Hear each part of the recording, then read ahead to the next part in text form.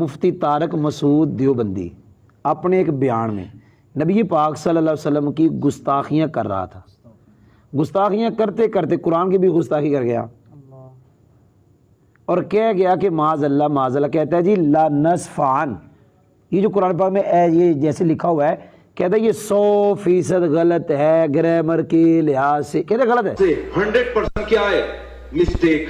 یہ گرامر کے لحاظ سے 100% کیا ہے مسٹیک.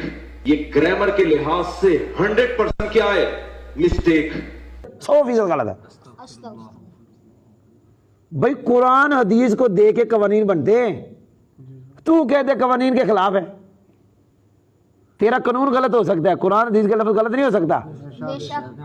اگر اس نے بلاغت پڑھی ہوتی پڑھائی ہوتی، سر پڑھی ہوتی پڑھائی ہوتی، کبھی یہ نہ کہتا کہ لا نصف عن 100% غلط ہے، کبھی نہ جملہ بولتا.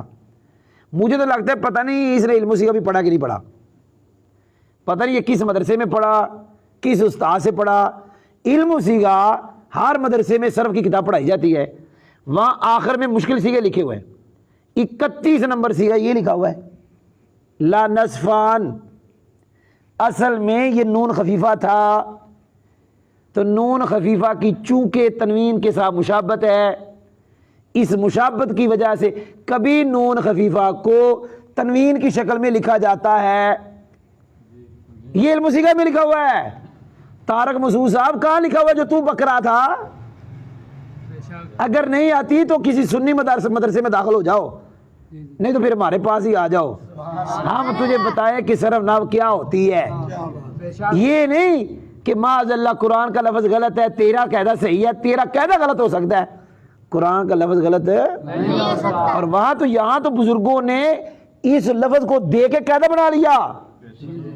بھئی قاعدے بنتے ہیں قرآن حدیث کو دے کر، بزرگوں نے قاعدہ بنا لیا. لا نصفان کو دیکھ کر قاعدہ بنایا.